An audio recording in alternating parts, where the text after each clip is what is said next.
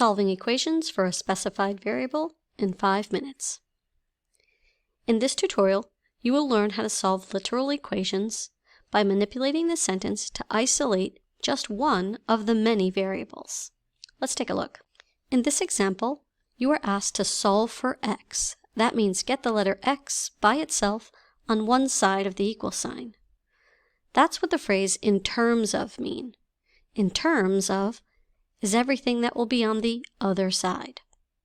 And what needs to be on the other side? A and B.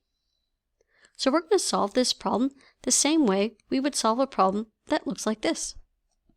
To isolate x, we would use a property of equality, resulting in an additive inverse, which would isolate our variable that we want. So we're going to use that same property of equality, except instead of numbers, it will be letters.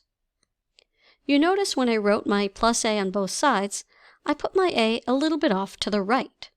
That's because these are not like terms, so they cannot be added together.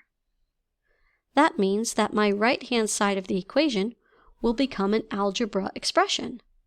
I can either write it as b plus a, or I can write it as a plus b. This is the more popular answer because the letters are in alphabetical order. But this is the solution. When you solve in terms of many letters, you will have an algebra expression when you're done. Let's try another one. axy plus b equals 3b, and we're going to solve for a this time. That means we want a alone, and we want b, x, and y on the other side. So in order to do this first, I'm going to subtract this b value. And since it is a like term, I'm going to write it underneath 3b. When I rewrite, I'm left with the term axy is equal to 2b. And now, in order to isolate a, I would need to get rid of timesing by x and timesing by y. Since x and y are both multiplying, I could say that they are both in this same group. They are both multiplying a. And the inverse here of multiplying by xy is to divide by xy at the same time. Divide by the whole group. Now the use of parentheses here is optional, but the rewrite will result in the expression 2b divided by x times y. And that is the final answer. Let's try this one. Solve for x in terms of a. That means x on the left and all of the a's on the right. In this example, the a is multiplying x, so I'm going to divide by a. In here, we need to apply one of the skills we previously learned about combining like bases, or dividing variables that have different exponents. So a to the second power divided by a to the first power means that you subtract these powers. It will result in 9a to the first, but I'm going to leave this invisible 1. This is the final answer. In this problem, we want to solve for x, but we have x's on both sides. So the first thing we need to do is get the x's together.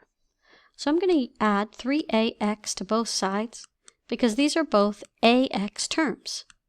And that means that I can combine them, leaving me with 5ax equals 10a squared. Now, if I want to get x by itself, I need to divide by this entire quantity. Since they're both multiplying, they can both be divided at the same time.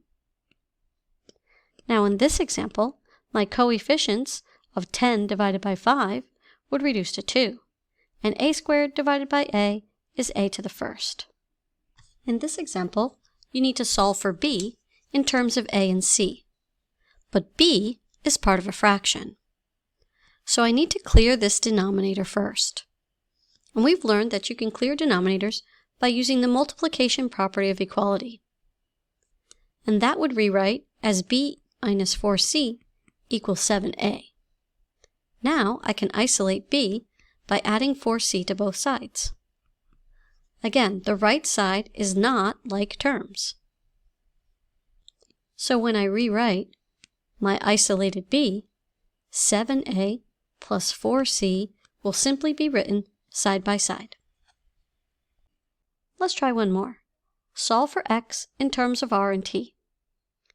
So I need to get this x on this side so that all of my x's are together. But 6x and xr are not a perfect match, so I cannot combine them. Now what I want to do is move this 18 to the other side. When I rewrite, I'm going to get 6x minus xr equals t plus 18.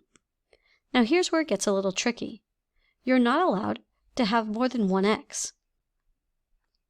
So what you need to do is you need to use a factoring skill. Factoring is when you write a distribution problem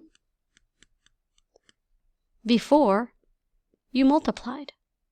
So if every term has an x, then that means the x was given to every term. So if I take the x back, what would be left? That is how you factor.